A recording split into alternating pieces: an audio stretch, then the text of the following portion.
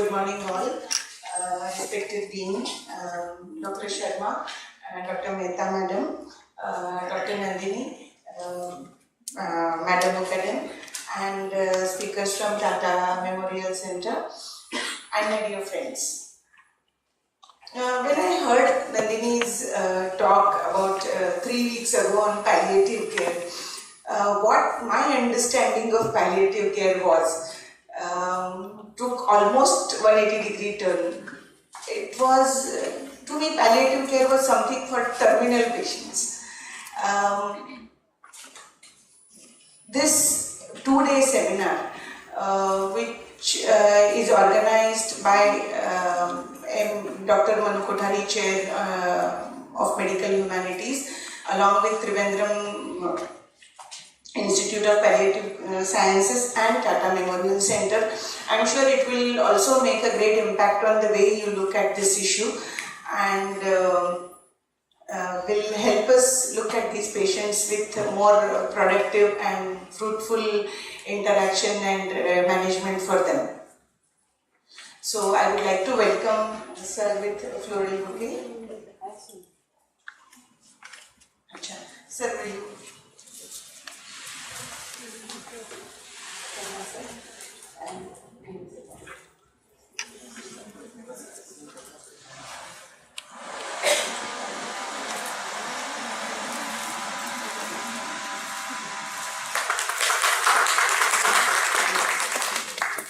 Madam Muckaden.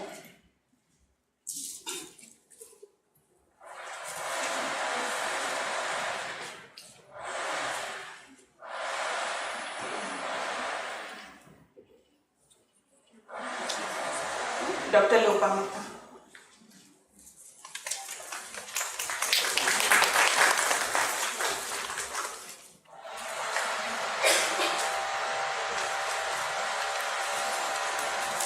Dr. Nandini.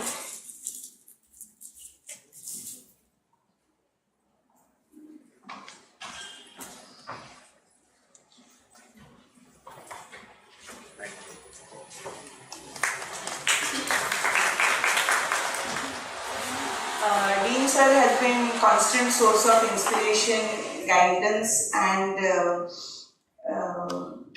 new ideas for us over last 9 months or so of this division, and I would like I'd like to request him to speak a few words to all of us.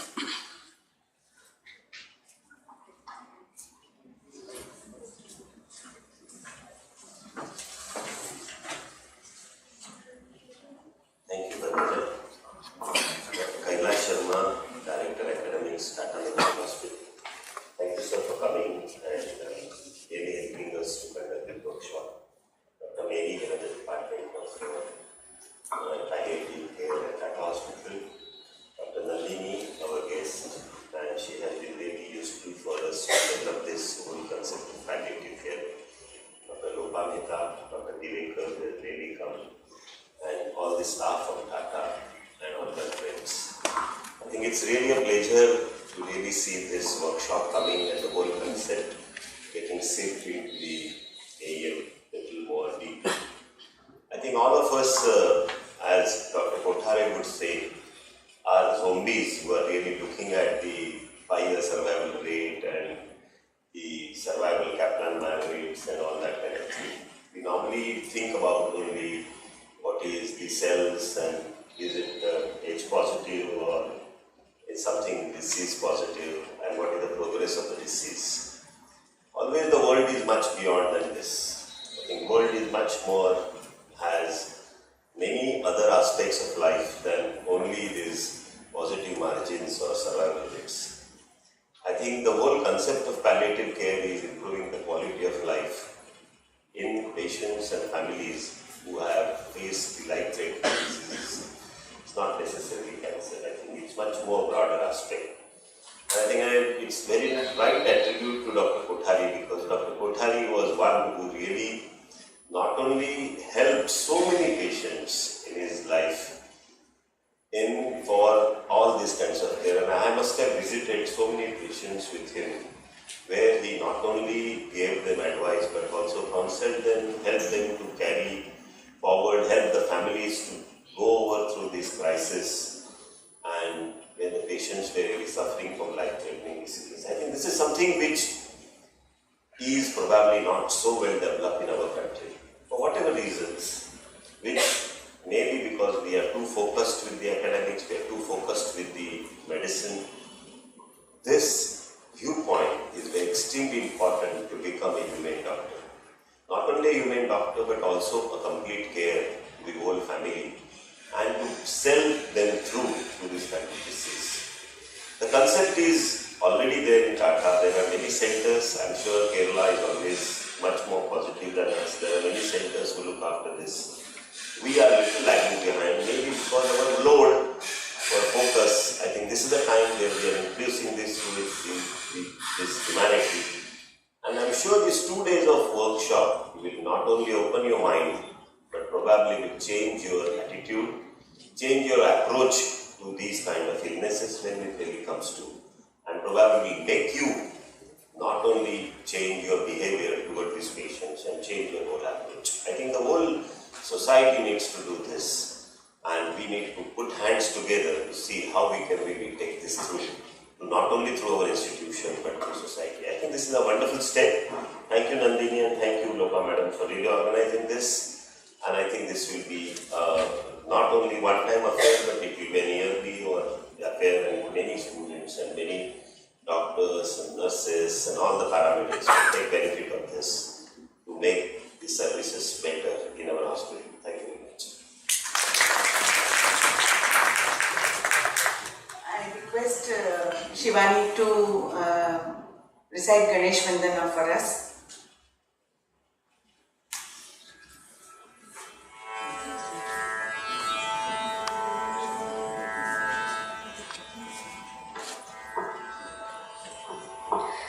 Ganesh चरणं परम पावनं सत्य साईनं गजाननं नित्य स्मरणं परम पावनं सत्य साईनं गजाननं सद्गुरु चरणं परम पावनं सत्य साईनं गजाननं सद्गुरु चरणं परम पावनं सत्य साईनं गजाननं भवभयहरणं परम पावनं सत्य साईनं गजाननं भवभयहरणं परम पावनं सत्य साईनं गजाननं गणेश चरणं परम पावनं सत्य साईनं गजाननं गजाननं गजाननं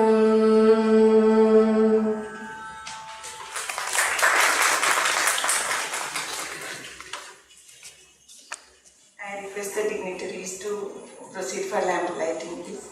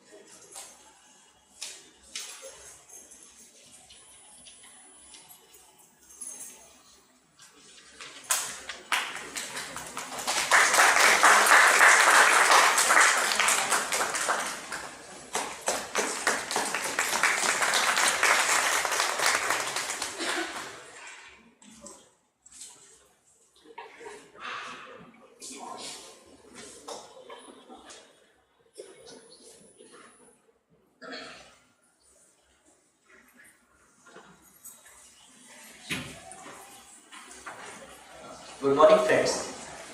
Today we have Dr. Kailash Sharma amongst us, Dean at Tata Memorial Center and presently nominee of Postgraduate and Super Speciality Committee, Medical Council of India, New Delhi.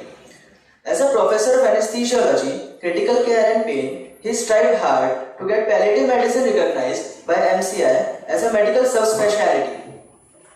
Completing his MD degree from Government Medical College, Aurangabad in 1982, he pursued a PG diploma in Hospital and Healthcare Management from Symbiosis Institute. During his diverse tenure, extending from senior resident to professor and head of Department of Anaesthesiology, his work has been noteworthy in unleashing various aspects of palliative care. Acquiring and procuring oral morphine for cancer pain was not an easy task, but he accomplished it. Joining the National Cancer Institute Milan, Italy, was an influential decision of his life which privileged him to be a part of European Association of Palliative Care Conference. Further, channeling all the dedications on the field, he started the first palliative care OPD at Tata Memorial Center in 1990. Devoting 29 years of his life and his expert guidance to TMC, he now deservingly holds the chair as the Director of Academics, where he runs the oncology training programs and facilitates selection of candidates for PG courses. He brought fame to the institute by representing it at the World Cancer Congress in 2014 at Melbourne, Australia, and as a Senate member of MEHS Calicut. Under his wing, various diploma courses and a special 2-year fellowship program in 19 different oncology and related subjects were started. A man with such elaborated portfolio in this noble field has graced us with his presence. I would now like to invite him to narrate further, because the never-ending pain may crush many, but it's never too late to lessen the burden.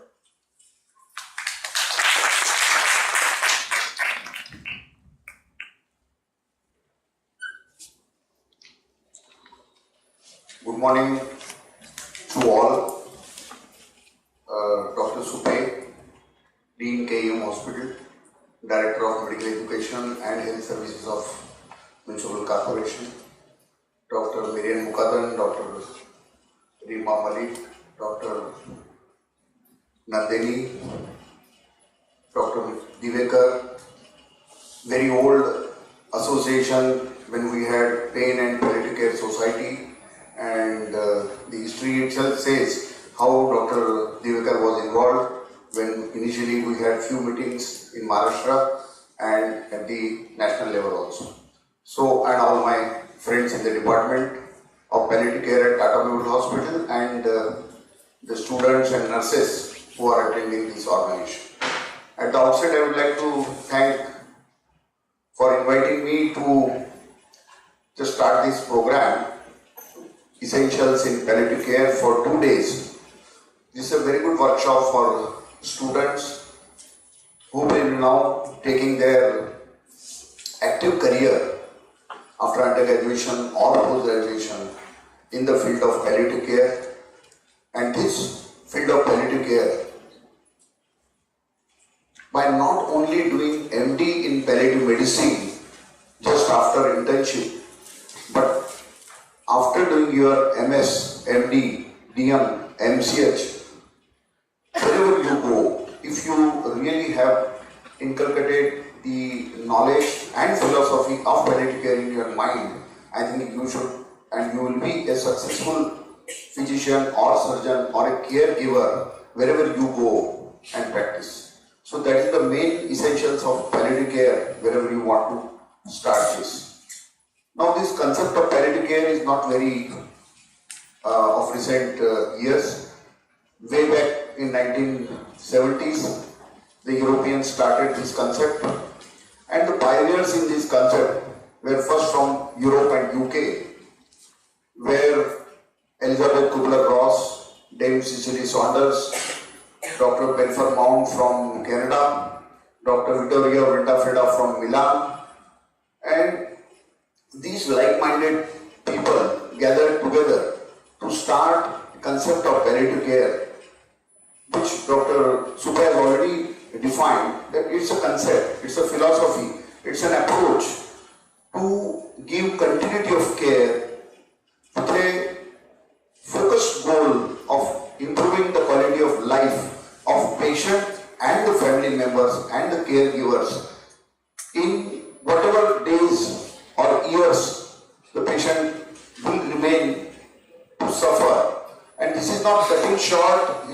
lifespan or neither to prolong his lifespan, but to give continuity of care with proper concepts of relief from physical disabilities like pain, social, emotional and spiritual. So if you combine all these things, the first and foremost comes of symptom control.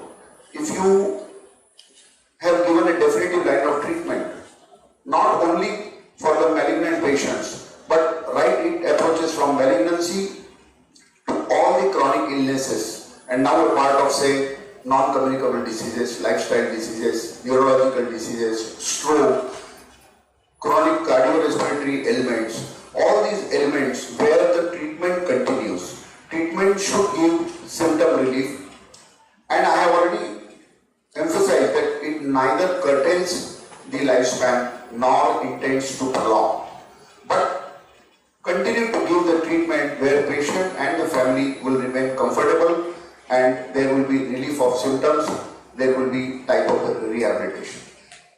So the concept started, and the main role in this concept was from the nursing faculty.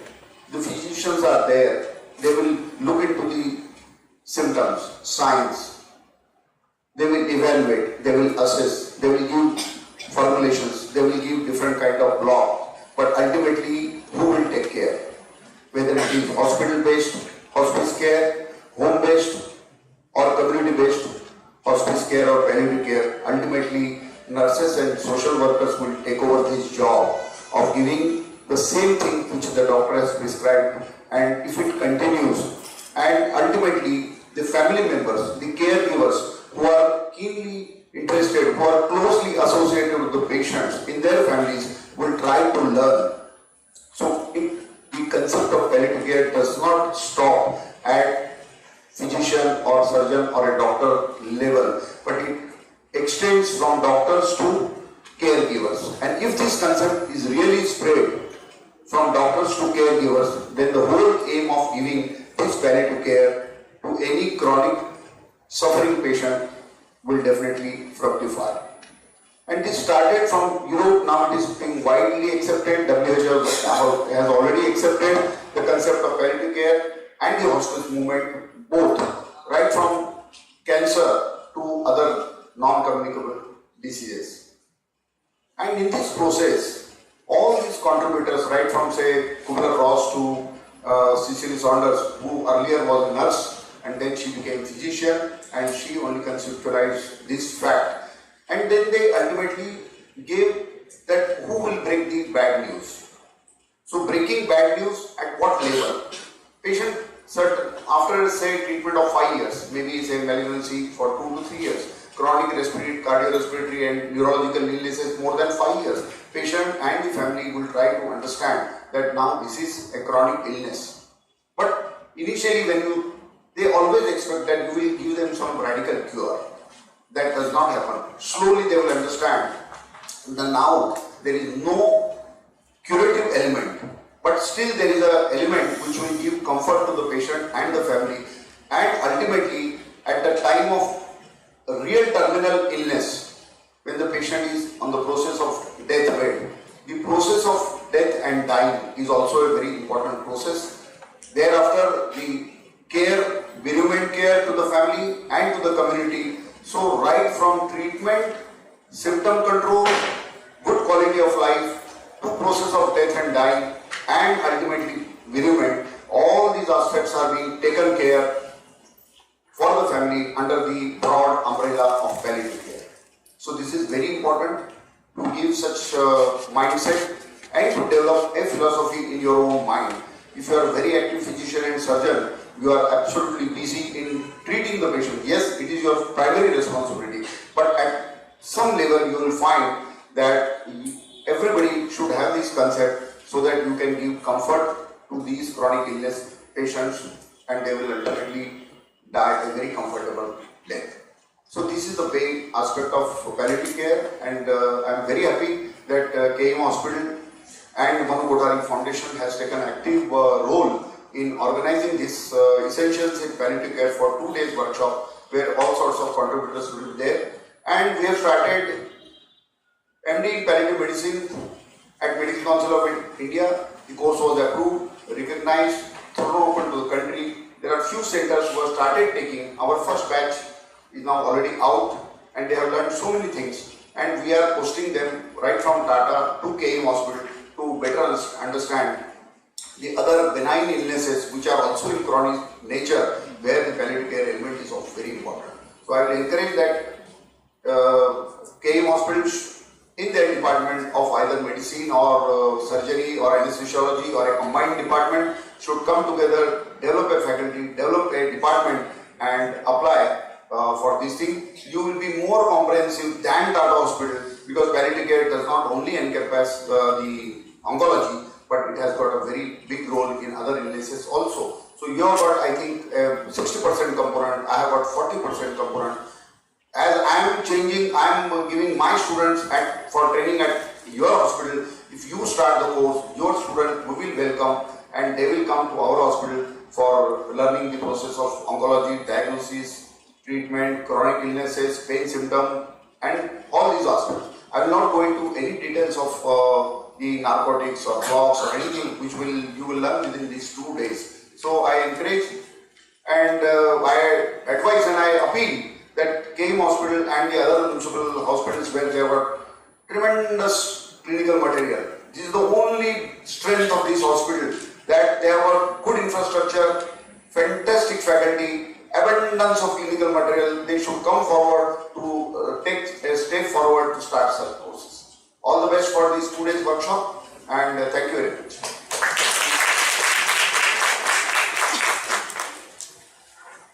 Request Shivani to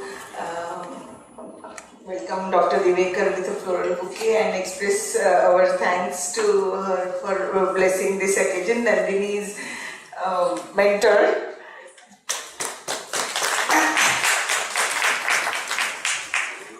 And Dr. Joyita Devdar, who is faculty from Tata Hospital.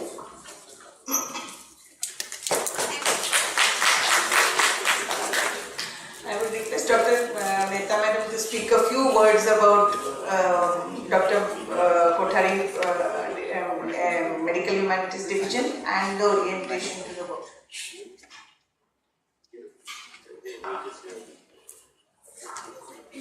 Good morning, everybody. Dignitaries on the dais and all my friends sitting across. What has happened is that medicine practice is now fundraising, and fundraising, not only truly fundraising but also generating fear, uncertainty, nervousness and doubt. So the healthy patient-doctor relationship is somewhere under scrutiny. And this is where, especially when the chronic, long drawn-out process, whether it belongs to life, I mean it's living, or it is experiencing the undersurface, with each breath all of us have the inspiration and expiration. So whether physician is going to focus on inspiration or expiration, and that is how that patient is going to view his life. And that is what all of us are going to focus on these 2 days. Really, the death call is not by the illness, death call is only by the time. So the illness is not something which is to be looked down upon. It is also friend of life. It's a part of biological trajectory. And if we can make our patients experience that also as part of being, physicians will be able to make patients feel that they are one. Our Chandogya Upanishad Tattvam-asi, where you and me are the same, with each interaction of patient and physician, if patient gets the assurance the doctor is totally with me. That Atmiyata word, English has no such word, but all of you understand. If we generate that feeling in the patient, there will be win-win situation for everybody. A common man does not expect doctor to, hold a magic wand and cure the illness, but be with them from birth to death. And since Dr. Kothari, as everybody has mentioned, is the role model in the whole thing, that's why his name. And I would like to end this session with Sir's video, which quite many of you might have not seen. Applicable for all the patients everywhere.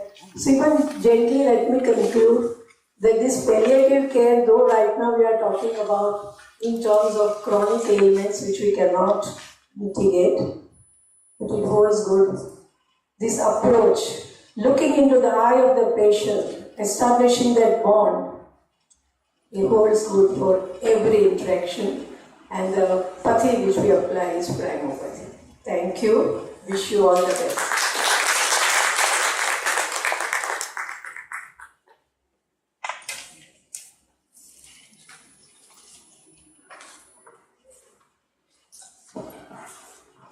We have a pretest papers being circulated now. So there are different sets of papers for nurses and doctors. Can nurses identify themselves?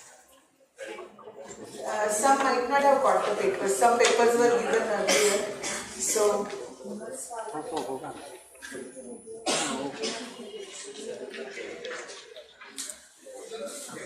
यहाँ से कर सकते हैं.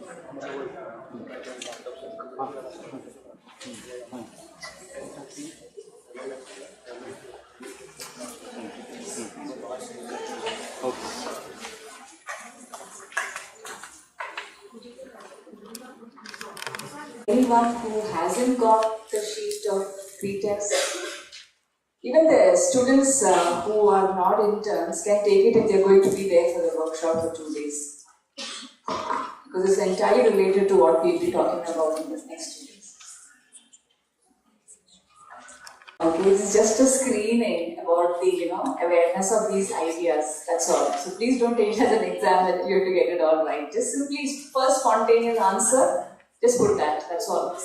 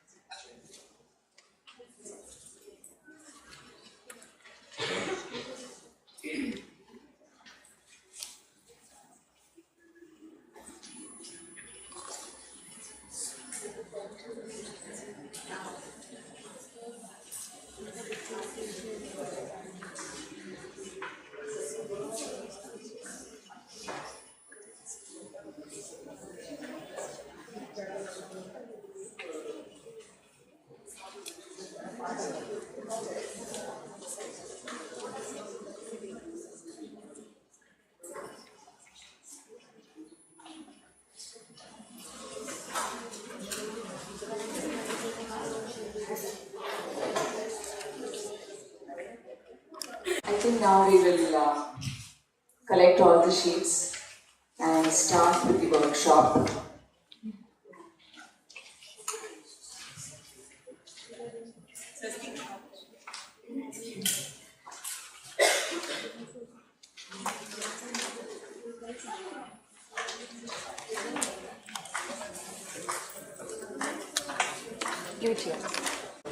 Life is a bridge. It's true, or at least a good analog. When one is healthy or the bridge is sound, we can have anything over the bridge. We can endure all bumps of life. But when life is afflicted with something terminal, like kidney disease or cancer, the bridge starts to fall, crack, and very soon it's hard to withstand all the traffic of life, pain, and that's where palliative care comes in. Palliative care can be compared to the foundation of the bridge. Where illness may weaken it, palliative care provides a stronger layer of support by improving the quality of life and relieving the symptoms of pain and stress. Today, we have two experts from this noble field, Dr. Mary and Muckaden and Dr. Nandini. Dr. Mary and Muckaden, Professor and Head of Department of Palliative Medicine, is now gracing the post of President at the Indian Association of Palliative Care. Even after completing her postgraduate course in radiotherapy, Dr. Muckaden's desire to learn did not stop. She went on to pursue MSc degree in Palliative Medicine from Cardiff University, UK. In addition to her full-time commitment to Tata Memorial Centre, Mumbai, she has championed the course of palliative care throughout the country, leading the way in creating greater awareness for urgent and critical need for palliative care with government medical professions and individuals. Her work in the field of palliative care and cancer treatment and research was influential in the integration of palliative care into trajectory of illness as early as possible for patients with life-limiting conditions and their relatives. The devotion with which she conducts and imparts palliative care and manages pain of terminally ill is worth mentioning. Her exuberating expertise in field of radiation oncology gained her a prestigious position as a founder of Indian College of Radiation Oncology. Moving on to organizing and managing pain in life-threatening conditions of patients, she has worked with various organizations like ACT, ICPN, that is International Children's Palliative Care Network, IAHPC, that is International Association of Hospice and Palliative Care, and many more to mention. Owing to her research, she has been able to have numerous publications in various national and internationally indexed journals.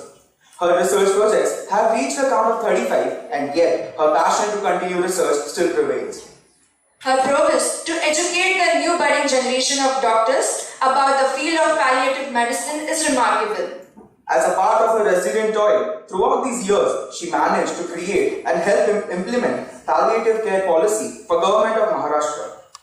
She conducts palliative care lectures which are included in the curriculum of MD Pediatrics, MD Medicine and Under Surgery for MUHS. Dr. Nandini, Academic Consultant and US Coordinator of Indo-American Association, is one name that stands apart in initiating palliative care education and training programs in India. Completing her MD in Anaesthesiology from Mumbai University, Dr. M.V.L.Kothari went to acquire a diploma in palliative medicine from Cardiff University, UK. Owing to the foundation course she took in pain and palliative care and various other certificate courses, she was able to prove her mettle in publishing numerous book chapters, reports and reviews in various internationally recognized journals, handbooks and newsletters, catering to the tremendous research and constant toil in the field of palliative care and pain management. She has played a pivotal role as the consultant and project coordinator by WHO collaborating centers for training and policy on access to pain relief. Her remarkable expertise in this field has invited her recognition from the United Nations and at WHO. A back-breaking job of structuring the National Strategy document for palliative care for Ministry of Health and Family Welfare, Government of India, was done by her. Her work in amending the bill on narcotic drugs and psychotropic substances as a subject expert gained appreciation. Devising and developing modules for incorporation of palliative care and management in UG curriculum, initiating the Department of Palliative Medicine at Amrita Institute of Medical Sciences, Kochi, serving as a resource guide for the pilot project on pre-service training of medical students, have been some of her stalwart contributions. Her expertise in chronic pain management, holistic supportive care, subjective experience of pain, assimilation of yoga in chronic pain management is being portrayed in various book chapters she reviewed, diversely from the Lancet to Indian Journal of Palliative Care to IAHPC newsletters. So now, let's open the stage for the two eminent stalwarts working in the field of palliative care and pain management, Dr. Nandini and Dr. Muckaden.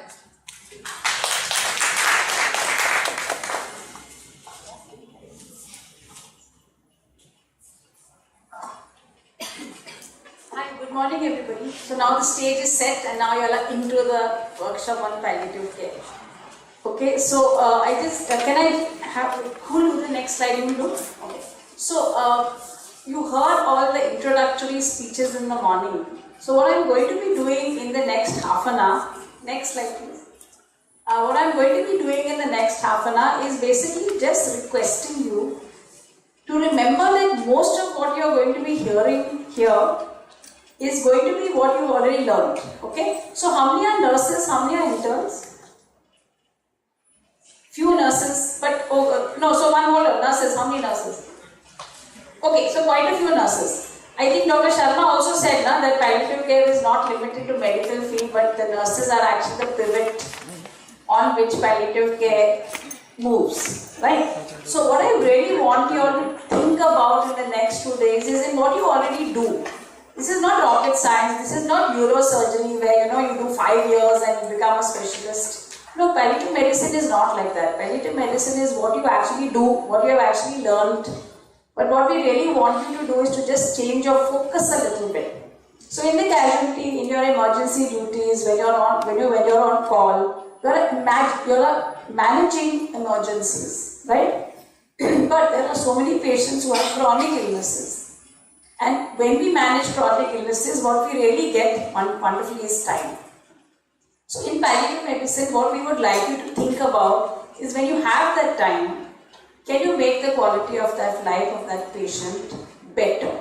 Okay, so think about all the medicine that you've learned, all the various fields of medicine that you have indulged in, and think about for those patients who you are taking care of, can you change the focus a little bit and look more at quality of life and not just looking at how many days you add to life. So like Dr.SUPE was saying, what is the Kaplan-Meier survival curves? But look at how can we improve the quality of life for each and every patient who we come into contact with.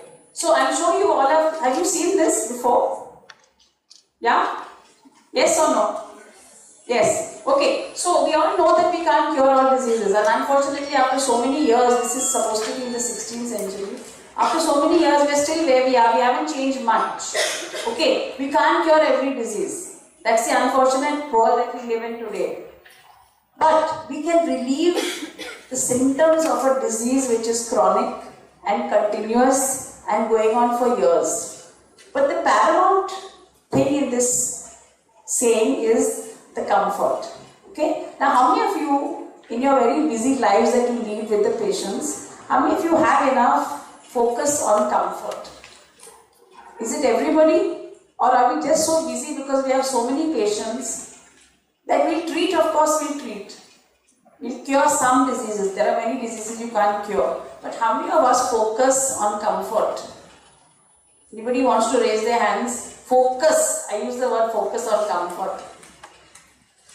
Come on. There must be many hands which need to go up over here. Okay. One hand has gone up. Okay, wonderful. 2 hands have gone up. See, I'm sure you can all raise your hands at the end of this 2-day seminar. Because what I'm trying to say to us is that it's not that you don't do this. You do it, but you don't focus on it. So in your everyday busy lives, you have so many patients, and we all have so many patients, and we all have to care for those so many patients. So let's also look that in what we're doing, and we have so much of medical technology. Next please. We have so much of medical technology. So everybody wants to be cured. But when we are coming across a disease, which we know because this is evidence-based medicine that we're practicing in today's world. So we know that there are many diseases which can't be cured. But we also know what is the cure rate, what is when we have to talk to families, we have ideas. We know that cancer cervix stage 3B has a 35% of 5-year survival. We know that. But how that translates into how we talk to the patient, because patient and family wants to live forever. Our life expectancy also has come up.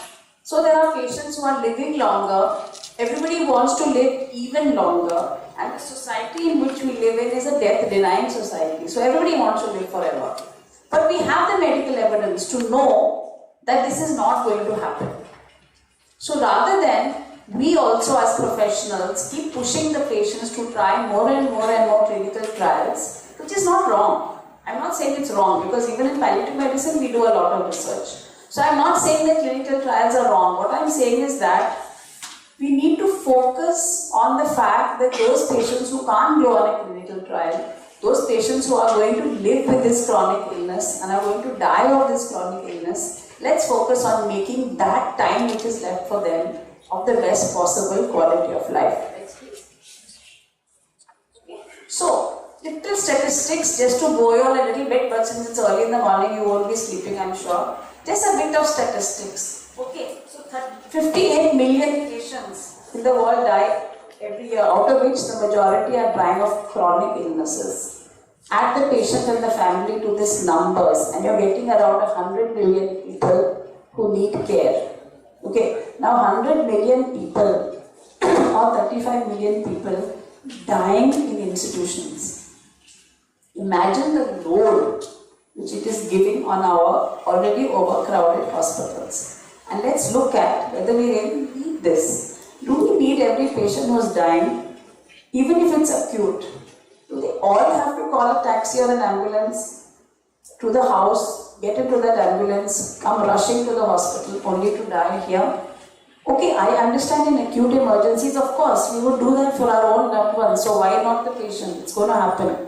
What about if it's a chronic illness? What about if we know that that patient is going to die? Do they have to land up in our casualties? Do they have to occupy our beds? Can we create something which is different so that they can still have a best possible life, end of life and death somewhere else? And we'll go into that. Next please. So this is again some boring statistics, but what it is telling you that cardiovascular diseases, malignancies, but also diabetes, HIV, COPD, neurological, all the conditions that you are dealing with day in and day out in your busy hospital. These are the type of patients who you are seeing day in and day out. Maybe we just need to help them to achieve a better quality of life. And look at children, so many conditions, not cancer but non-cancer. These kids are going to die of chronic illnesses, and they also need our help to have a better quality of life. Next. Okay, so in India, WHO estimates that in the year 2005, about 6 million a year.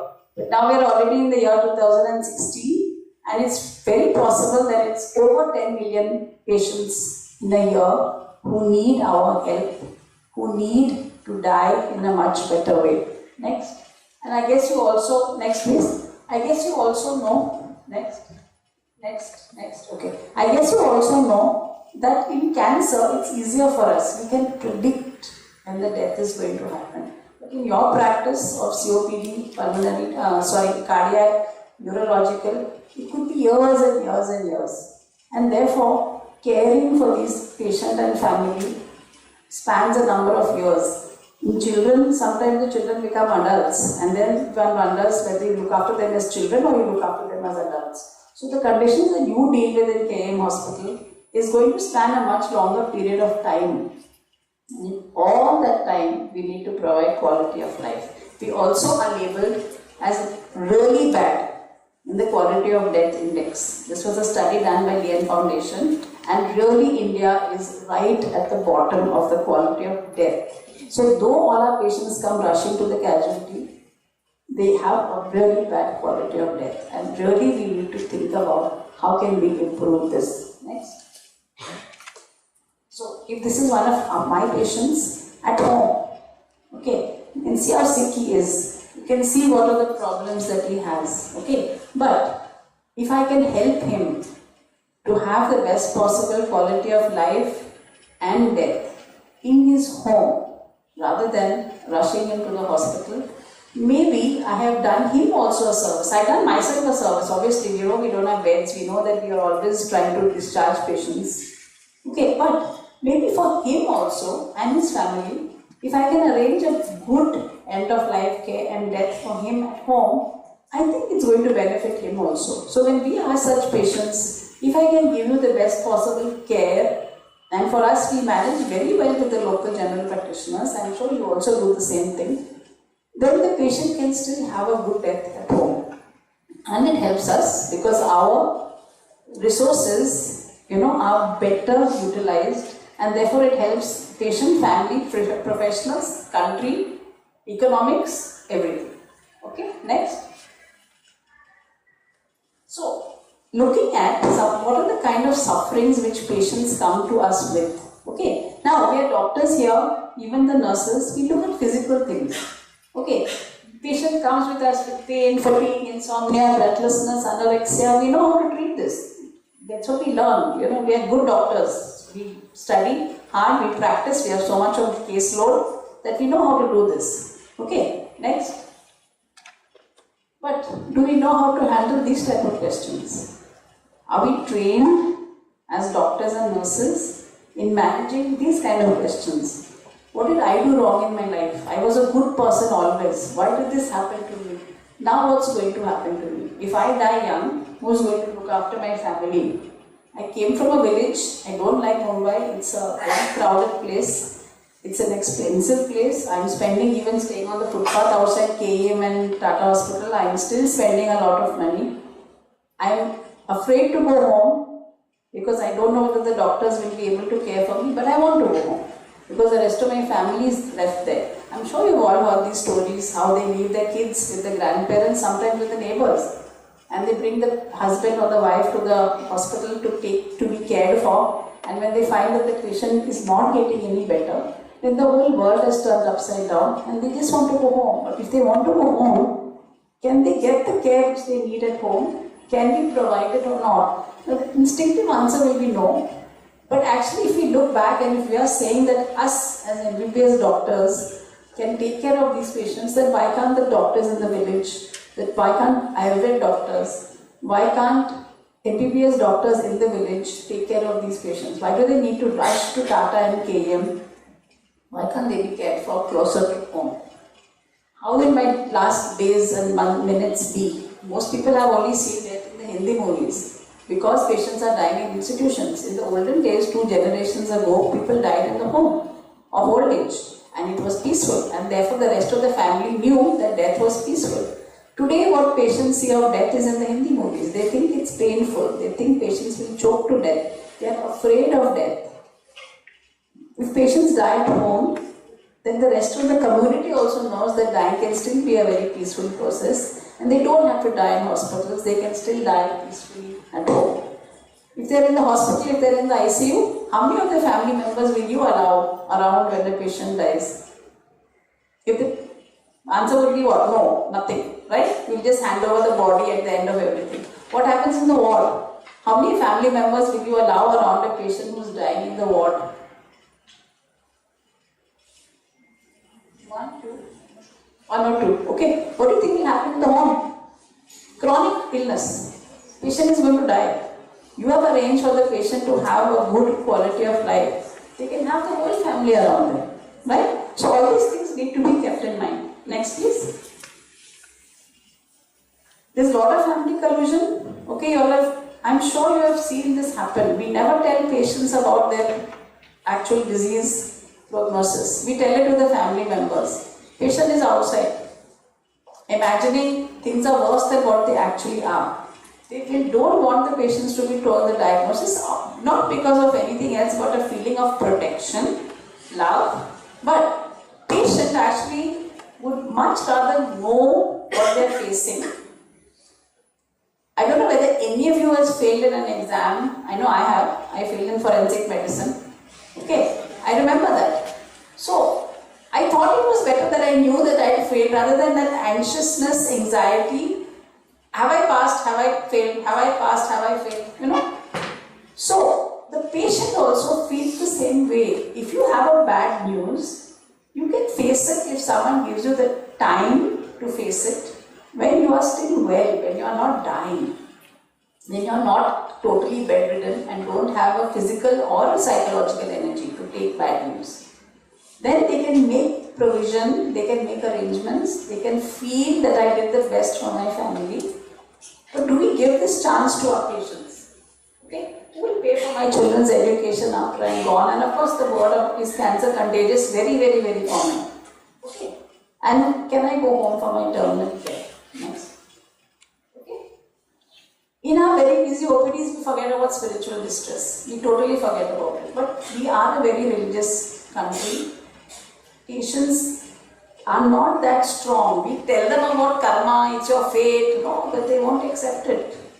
They are totally shattered internally with the spiritual distress. What did I do wrong to have got this kind of a disease? And we, because we are so busy, lack of time, lack of privacy, okay, feeling of helplessness from our side that I can't handle it. If the patient just breaks down and starts wailing and starts asking me all these kind of questions, I won't be able to handle it, so best is don't even go into that realm of suffering. Okay, but they have it. And we as physicians, we need to help them in that also. So palliative care is not about curing, but it is about healing. Okay, so healing them of that spiritual suffering takes a lot of time and energy out of us, but it doesn't mean that because we are such busy physicians, we don't have to do it. Okay, next. So, this is the solution to all those problems. I don't say it's a solution. That's why again I'm repeating myself. The palliative care is not a neurosurgery type of a specialty where only few will do it. Palliative care is a philosophy where all of us in this auditorium together today, you and me together, can make a difference in the life of these patients with chronic life-limiting conditions. So the word is derived from a cloak. Okay, so if you are somewhere on a road late in the night in a cold place and your car breaks down, you're going to be feeling anxious, worried, cold, and a total stranger, which happens in our country, whenever there's an accident or something, straight the villagers come running. They're going to come, total strangers, they're going to come and comfort you. They first put a blanket or a shawl or a cloak around you and make you feel what? Warm, comforted. You think when you're warm, you'll be comforted, no? So here's a person who's come with some chai and a nice warm blanket and put it around me. You feel comforted? Yes or no? Yes. And I'm sure you've done it in your, if something happened outside your home, I'm sure you'll be the first to rush into it. I'm not saying it happens all over the world, but I know very well it happens in India. Okay, so that's where the word palliative care is derived from. It's about care and comfort. Next. And this is the definition. Okay, so we do this, we do it in our daily practice. We take care of physical symptoms, but sometimes we don't take care so much about the psychological, social and spiritual distress. Okay, when I give the same lecture in smaller hospitals, in smaller towns, I think they have more time and they do it. Okay, but we have so many patients. Tata and KM are not very different. We have so many patients. And since we have so many patients, we find it a big strain. So when you come, when you're going to go through this 2 days workshop, you're going to realize that yes, we do take care of our patients, but we have help. We have nurses, we have social workers, we have counselors, we have volunteers, and they fill in for these other types of distress. Okay, so we are looking at prevention and relief of suffering. Okay, if we can prevent the recurrence of the pain of a patient who has, say, diabetic neuropathy. Okay, if you give the neuropathic pain medication, very often we give it PRN, right? So what happens? Patient knows the pain is going to come back, and only after the pain comes back, the doctor has told me to take the tablet. So after 1 hour, the relief is going to come. But if you know the half-life of the drug you have given, okay, and you know that the next dose can be given in 6 to 8 hours, so give the next medication, because you know that the irritation of the nerve is going to happen because the disease is still there, right? So if you give pain medication round the clock, the patient never needs to think about pain any longer. So that is prevention of suffering, that is relief of suffering, impeccable assessment. Okay, so we are not like private practitioners who sit across the table. Aapko nausea, vomiting hai, chalo, we give him this tablet. No, we look at the receptor. What is causing the nausea? Is it central? Is it peripheral? And the drugs are totally different. Okay, we try to assess in such a way that the medication we give will give the relief and as minimum of side effects as possible. Okay. And of course, all these various types of suffering we need to relieve. Next, please. So, how are we going to do this? It's very easy actually. When you think of your MBBS, think of what you have learned up to now, think of the nurses, what they have learned in their nursing curriculum. It's easy. Because it's there, the knowledge we have, it's already there. We have learned these things. Okay? So we are going to provide a good symptom relief along with, not after, but along with psychological support. Okay? And it's teamwork and partnership. And I'm going to tell you who are the members of the team. Okay? So it's not difficult, we've learned all this. But what we must focus on is what is in the middle of the triangle, and that is hope. Now what am I saying? Hope, for saying that you're going to be fine, don't worry, be happy. That type of hope, what kind of hope do you think I'm talking about? Chronic life-limiting condition, you've seen many of those patients. What type of hope am I talking about? Comfortability. Sorry? Comfortability. Yeah, so to be comfortable, so relief of pain. What other kind of hope am I talking about? Dignified death. Okay, a dignified death. What about in between? You've got this diabetic patient. He's already been suffering with neuropathic pain for the last 10 years maybe. Okay. Quality of life, yeah. So what we want to look, yes ma'am? Coping strategy. So what we want to look at actually is small goals. So the goal is not about living. All that you have said, the goal is not about I will live for the next 40 years. No, it was not that. The patient is only 40 years old and wants to live for another 40 years.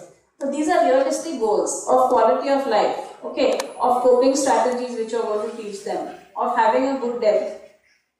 Realistic goals, okay, real hope, not false hope of living 40 years, but of achieving certain goals which may not be small, may not be long-term goals, but there are short-term goals. Like I told you, in cancer we are lucky because our patients, we can kind of predict how long they are going to live. So I can sit down with a patient and say, yes, you are going to live 6 months.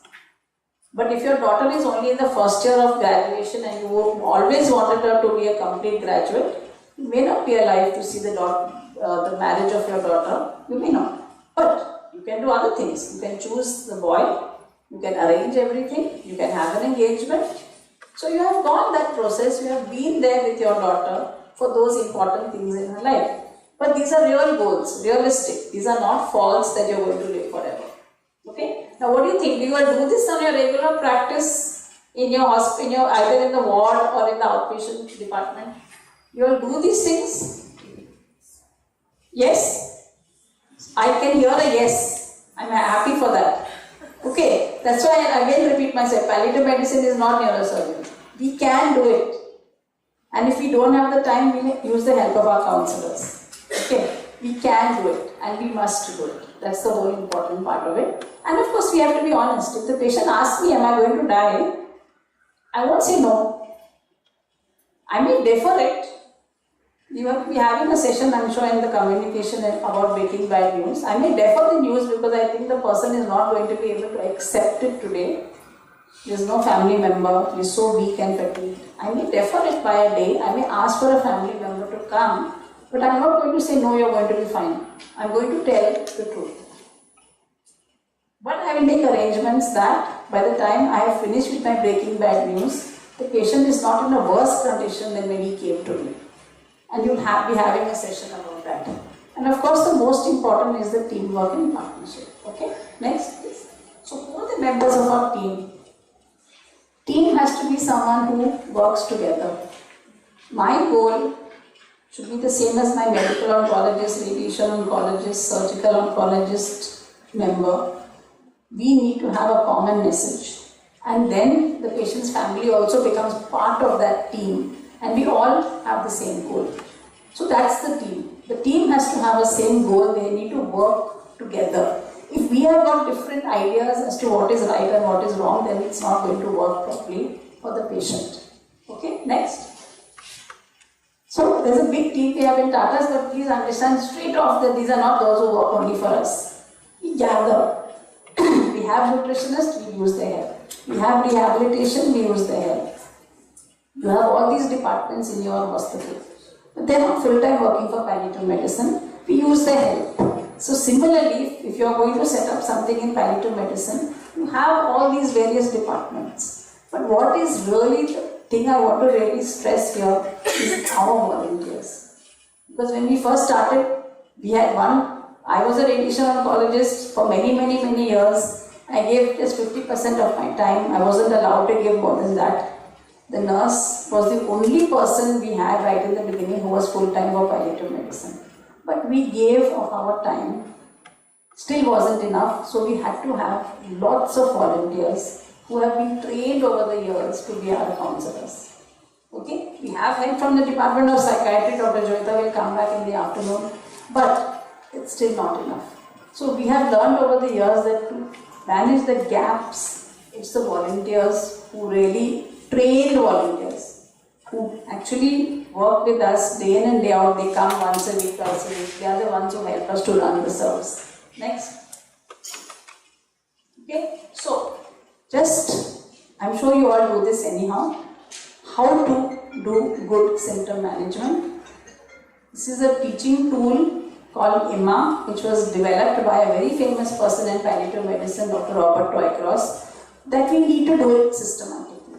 So when we evaluate, we don't send every patient for a CT scan and MRI directly. You can do that. That's the world of today's world is like that, especially in private practice. But we still rely very heavily on a good clinical history, physical examination, which brings us to a good clinical diagnosis, a working diagnosis with which we will go forward with the management. And we only use investigations if really required. Because the patients are old, they're tired, they are weak, they are in the home, and we don't want to shift every patient to the hospital for an MRI or a CT scan. Of course, having said that, if I need an MRI or a CT scan, then I should be the first person to decide and arrange for the patient to have that investigation done if it's going to change my management.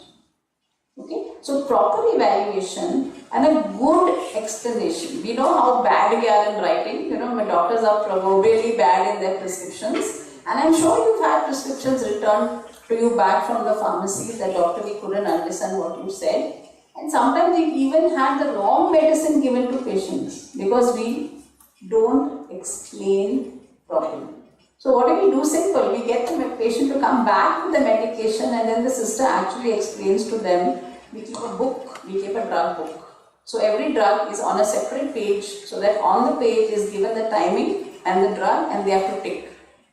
Small things, doesn't take time, but it really makes sure that you've given the right drug in the right dosage at the right timing, you've talked about the meals and we know whether they have taken it or not. Simple. Good explanation at the level of the patient's understanding. Individual management, because diets are very important since we are giving so many medications. And individually, if we explain what they like, what they don't like, can they manage a blenderized diet or not?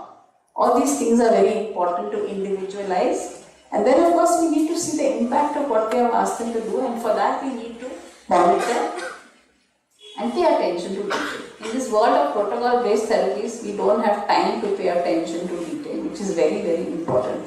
Next. Okay, and of course, it's very important that in symptom management, we will use drugs and we would like to use the mouth, that is the enteral route, as far as possible. We don't want IV medications because it's going to be a real problem to manage them in the hospice or in the home. So we would like to use the enteral route. Where not possible, then the next choice for us is actually subcutaneous route because those are so easy to manage at home. Okay, and I talked to you about by the ladder and individual. Next. But we also want to make sure that we use non-drug measures. Wherever possible, we will also add the non-drug measures. Next.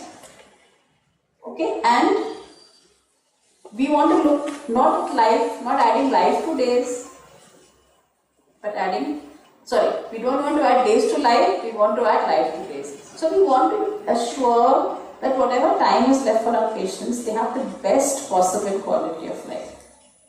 So again, we need time. Because if this is the expectation of the patient here, and this is the reality of the situation, to bring the two together is going to take us, we are going to need some time for that. And therefore, please don't think that palliative care is terminal care, it's not. Palliative care, next, should be as early in the trajectory of the illness as possible. So when you know that you have a life-limiting condition, start looking at quality of life measures as early in that upward slope as possible. Okay?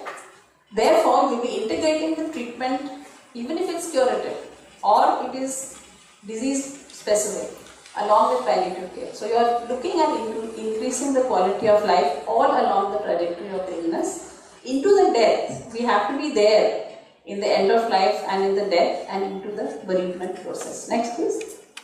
Okay, and saying all this, we need to follow the principles of medical ethics. So, we need to make sure that when we talk about not treating or treating, we are doing according to the basics of medical ethics. Okay? So, we can't just go on giving a medicine and go on giving a medicine. We give chemotherapy, advise surgery, unless it is doing benefit to the patient. So, it's always that balance. There has to be a time when we stop all medications and just look at symptom control. That is also a good medical ethical practice. It's not a bad one. Okay? And we respect patient autonomy along with that. Next. So, what is the kind of psychological support we provide? It just boils down to being there for the patient. So, we help them to talk through all the suffering which they have gone through, all the suffering. And by talking through, it's a catharsis. They feel relieved. We help them to find ways of finding support for themselves. Okay? We spend a lot of time, the doctors, on advanced directives, which is with the family members, but then when the patients have understood the prognosis, it's with the patient themselves. Because we want them to be prepared, we want them to have the best possible end of life care. Okay? And of course, what we're doing here, networking, sending patients home from wherever they come, same thing I'm sure here, they come from remote villages, we arrange for doctors, arrange for NGOs, arrange for whatever help is possible, which is a local, which is a district hospital or a palliative care center which is possible, as close to your home as possible. All these arrangements we need to make. And of course, every patient gets bereavement support from us, every family. Next please. Okay, so you'll be hearing about communication in the afternoon. All this can only happen with good communication. Next. Okay, and lots of social support. I'm sure your social service department is as active as ours. Lots of support is available. Sometimes we just don't know about it. And therefore we need to find out all the NGOs and whatever is being provided, not only about financial, but it is women's empowerment, education for the children. All these things are part and parcel of making the patient feel that my family is being cared for. The spiritual support is concerned, again, we don't believe in religious support so much. It's more the counselors and even the doctors, the nurses who provide the support for those whiny, very basic questions. But wherever the religious person is required, of course we will call upon that person. Next please. Okay, so just to talk about, there are various models of care. You need to develop something which works for you. Just go forward. Next. Next. Next. Okay, so where do you think all this should happen? What do you all think? All that I've spoken up to now, where should it happen? Hospice? Anybody else? Can we use home also? Okay, so most of our patients are lying in hospitals, even today, even in KEM. How many of you send patients who are really sick? How many of your patients are sent home? 10%, 20%, 40%? Many times the relative use that as hospice. We don't have that concept of hospice. So you use the hospital as hospice? It sometimes happens from the families that they want the patient to be in the hospital. So how many patients would you send out? I don't mean dama, that's not what I mean. I mean that you will discharge them to die at home. Let's make it more. Okay, in our hospital we did a statistics for the 2015 and I think it was 90% of our patients died in the home. 83%.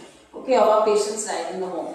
And they died comfortably. We even looked at that. We looked at how was the death and we found that they had a very peaceful death at home. So let's look at, next please. Let's look at trying to make the hospital a very patient friendly place. Okay, my hospital is as busy as yours, believe me. But still, we can have that eye-to-eye contact with the nurse and the patient. We can make it as happy a place as we can. Okay, next. But this is a social service, and here why this photograph is because it's not on the other side of a big table within touching distance, so that feeling of touch, which is very important. Next. Okay, she wanted to go home. She was, mother was taught how to do exercises, rise to feeding, everything, or whatever medication, and because she had other kids, she wanted to take Sheetal home. Next. Home is so much more of a friendly place. Make little adjustments in the home. So we have a home care service. I'm sure you can also start one, because it's not funded by hospital, it's funded by NGOs. You can start one. You can send patients home and you can care for them at home. Home is the best place. You can see here the Dept management is being taught by the nurse to the family members. Next. Okay. This lady at the bottom, 2 days before she died, and she was so happy to be in the midst of her grandchildren. Okay, so you can arrange all these things. Next. And of course, there is the Shanti Vedana hospice. Okay. Unfortunately, today it's still only for cancer, but there will, I'm sure, come up a hospice for non-cancer soon. So those patients who can't be cared for at home, they still find the hospice a happy place. It's not a place just only for dying, but it's a place where life is honored right till the time that you die. Next. Okay, and we now have a respite care facility in Borges Home where patients from out of town can be given the same type of hospice care but very active management, so that they can be empowered to be able to take the patient home, and then the patient will be cared for much better when they go home. Next. And of course, we have a very vibrant children's palliative care, for which I'll be happy if anybody wants to come and see that at any time. Unfortunately, our service is only for cancer, but as I was telling you, children's palliative care is also for non-cancer. But the one in Sion which we set up is working really well, and I would invite any of you to go and visit that. Next. Okay, so again, a very happy place. See, this is in the home, how he's cooperating. He's involved in the dressing, not turning his face out, the other way and screaming and yelling. And all that happens just by counseling. Okay, and of course, in the hospice also, if children need to, they can be made very happy. Next. Okay, so this little boy loved to be in the ward, and he was a fantastic drawer. He really was an artist. We use diversional therapy to be able to help the children to get adjusted to the situation. Next. Okay, and of course, end of life is very important for us. We need to make the end of life as comfortable as possible. And as you can see in all these photographs, this is happening in the home. Okay, so end of life does not have to be in the hospital. And it doesn't always have to be in the hospice either. Hospice is definitely better than hospital. I think even you will agree. And all of you in the audience, if it was my mother or father, my sister or brother, if I can make the home the best place, why not? If I can't, if the symptoms are not getting controlled, then the next choice should be hospice and not hospital. Okay, because it's not easy for families to be told to stay out, and then very often all they get back is the dead body. Next. Okay, we do a lot of research because again it's a branch of medicine, and to keep up with evidence we need to do a lot of research. Next. Okay, and as I told you, every patient's family is still cared for by us till they are able to adjust and move on. I'm not saying we do visits, but we only manage one visit, but we do calls, and then we have a support group meeting so that many bereaved families come for those support group meetings, and they actually provide support for those who are not yet bereaved. So, the whole cycle works very nicely. Next. We are also very well aware of the fact that staff can get burned out, and I think that is also part and parcel of what palliative care is about, that we need to take care of ourselves. So self-care, if you have a focus on self-care, then burnout becomes very less. And actually, we have not lost, maybe less than 1% of our people have left because of burnout. They have left because they have moved on, gone to a different city, their husbands have gone somewhere else, all that is there. But because we concentrate on burnout, we don't really have that much of burnout. Next. Okay, and networking, next. And advocacy is something that we do day in and day out. It's part and parcel of what we do. And I think it's really, really important that all of us join hands together, because palliative care has not spread. Okay? Though we have been here, I think we have had 25 years, I think. Next year becomes 25 years of palliative medicine in India. But it hasn't become, something which is, everybody has heard about it, practices it, and even the public don't know about palliative care, because as far as the health system in India is concerned, it still hasn't happened and we still have a very long way to go. Next. Okay, so if you have a patient like her and you can make her as comfortable as she is in the bottom slide, then I think these are simple things. I hope at the end of my half an hour I have just given you an idea that the things that we do are simple. Okay, they're not great. We gave her pain medication, gave her a very nice dressing, made her feel that empowered, to feel still part of that family, part of society. That's all. It wasn't anything great. It was simple focus on improving her quality of life. And this is something which each and every one of you can do in the practice, whichever department you are posted. Just look at quality of life and see. Sometimes it's a question of stopping a treatment. The family doesn't want the treatment, the patient sometimes is not even asked. They just continue with the treatment. Sitting down with the patient and family and trying to understand whether they really want it, is it helping their quality of life?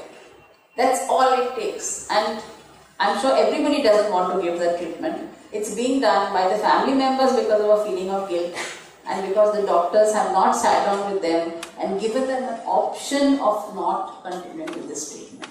So if that is going to change your attitude in the next 2 days, I'm really, really happy to have been given this chance to talk to you all, and I'm really happy that you all have sacrificed your time to come here and listen to us for 2 days, and I hope it will help you change your focus on how we manage our day-to-day management of patients and families. Thank you very much.